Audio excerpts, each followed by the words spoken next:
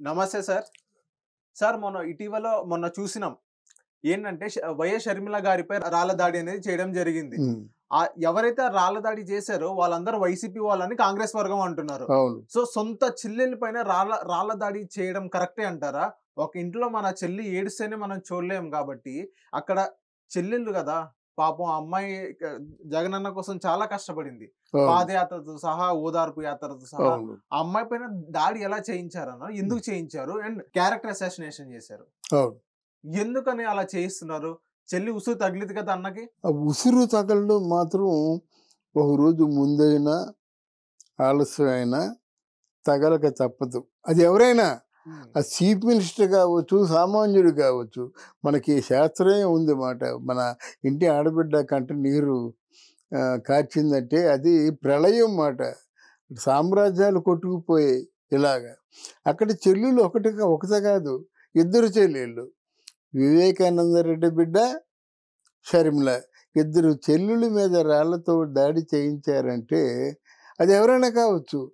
చాలా దురదృష్టకరం. రాజకీయాల్లో రాళ్ల దాడి ఏంటండి? రాజకీయాన్ని రాజకీయంతో ఎదుర్కోవాలి. అది నిజంగా వైసీపీ వాళ్ళే చేయించారంటారా సార్? ఎవరు చేశారు? ఎవరి చేతులొస్తాయి? అందులో పులివెందుల ఆవిడ కూడా పుట్టిన గడ్డే గదా! హ్మ్. తాను పుట్టిన గడ్డ మీద తన మీద దాడి చేసేటువంటి అంత ధైర్యవంతులెవరు? వాళ్ళకేదో భరోసా ఇవ్వకపోయినట్టయితే మొత్తం ఆ సభ అంతా చిన్నాభిన్నం చేసేయండిరా. సభ జరగకుండా చూడండిరా. చెప్పులు, రాళ్ళు విసరండిరా. కోడిగుడ్డు విసరండిరా. అదే కదా! వాళ్ళు డైరెక్ట్ ఇస్తారు. సభని చిన్నాభిన్నం చేయాలి. మొన్నొచ్చిన కేంద్ర మంత్రి, ప్రధానమంత్రి సభ చిలకలూరిపేటలో జరుగుతుండగాను మైక్ అంతరాయం కలిగించారు.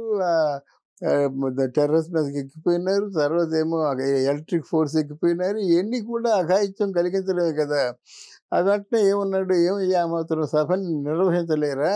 అరే స్టేజ్ మీదకి వచ్చేటువంటి వాళ్ళు రికార్డర్స్ అన్నీ మొత్తం ఎప్పటికప్పుడు డిస్టర్బ్ అయిపోయి ఎన్నో సార్లు ఆటంకాలు కలిగి చేసినటువంటి మనుషులు ఎవరైనా ఉన్నారంటే వారు పైశాచికంగా ప్రవర్తించిన వాళ్ళు కాదు.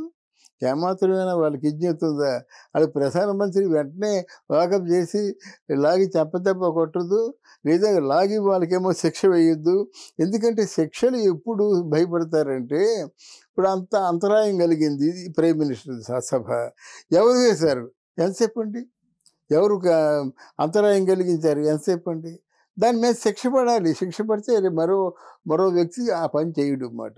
అలాగే ఇప్పుడు షర్మిల మీద సునీత మీద రాళ్ల దాడి జరిగింది.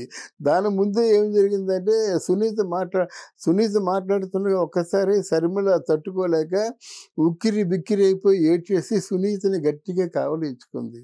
అది చూసిన వాళ్ళు హృదయ విదారకంగా కూడా ప్రాణం చివుక్కుమంటుంది. ఒక ఇద్దరు ఆడబిడ్డలు మార్కెట్‌లో ఉండి, బాబోయ్! మీరేమైనా చేయండి. మా అన్నయ్యకి మాత్రం మీరు ఓటెయ్యొద్దు. ఇదెంత హృదయ విదారకమైనటువంటి అభ్యర్థన అండి. మా అన్నయ్యకి తోడబుట్టిన అన్నయ్య గదా! ఇద్దరు ఒకవేళ ఒక పేగు ఇరుసు గాని ఇద్దరు ఒకటే గదా! అందువల్ల ఇట్లాంటి ఒక రాక్షస క్రీడ జరుపుతున్నది వైఎస్ఆర్ పార్టీయే అనేది ప్రజలు అనుకుంటున్నారు. వాళ్ళు తప్ప మిగతా వాళ్ళ భయాలు ఉండవు మాట. ఏది ఏమైనప్పుడు కూడా షర్మిల మాటల్లో ఎక్కడ తప్పు లేదే. చాలా తలలు పండినటువంటి రాజకీయ నాయకులు ఏం మాట్లాడతారో అది మాట్లాడుతుంది. చూసారా? అందువల్ల సునీత ఇంకేం మాట్లాడడం లేదు. నేనేమైనా నాకు ఉద్యోగం పోయినా పర్వాలేదు, ఏం పోయినా పర్వాలేదు. మా నాన్నని గొడ్డలితో 17 కోట్లు ఎవరు పొడిచారో వాళ్ళకి శిక్ష పడాలంటుంది. తప్పే ఉంది ఇందులో? తప్పే ఉందండి. ఎవరికి జరిగింది అదే జరుగుతుంది కదా! ఎవరో తలమాసిన వాళ్ళు తల్లిదండ్రులకి ఏదైనా ఆపద కలిగినట్టయితే, తల్లిదండ్రులు ఏదో విధంగా చనిపోయినట్టయితే, ఎవరో చంపినట్టయితే కళ్ళు మూసుకొని కూర్చున్నారంటే వాళ్ళు దుర్మధాంధుడు మాట వాడు. అంటే ఏంటి? రక్త సంబంధం లేదు, రక్తం లేదు, ఏదీ లేదు మాట. అన్నిటికంటే కావాల్సింది ముందు డబ్బు. డబ్బు తర్వాతేమో ఆహ్, ఈ కుర్చీ. ఈ కుర్చీ చాలా ప్రమాదకరమైనదన్నమాట. కుర్చీ ఎంత ప్రమాదకరమైందంటే, మనిషి రక్తం రుచి మరిగిన పెద్ద పులి లాంటిది. అందువల్ల కుర్చీని వేడడం కోసం ఏమైనా చేస్తారు జగన్మోహన్ రెడ్డి. సార్ చెల్లెల మీద అంత కోపం ఎందుకు సార్? ఇంకోటి ప్రజలు ఏమనుకుంటున్నారంటే, సొంత చెల్లెలికి న్యాయం చేయలేనోడు హ్మ్. ప్రజలకి ఇంకేం న్యాయం చేస్తాడు అని ప్రజలు అనుకుంటున్నారు. దానికి అవును. మీరేమంటారు? అవును బాబు. ఆయన సొంత చెల్లంటే వీళ్ళే హంతకులని చెప్తున్నాడు కదా ఆయన. ఇప్పుడు వీళ్ళన్న మాట కంటే ఒక అడుగు ముందుకేసి అసలు హంతకులు వీళ్ళే. సునీతే. సునీతే చేయించింది.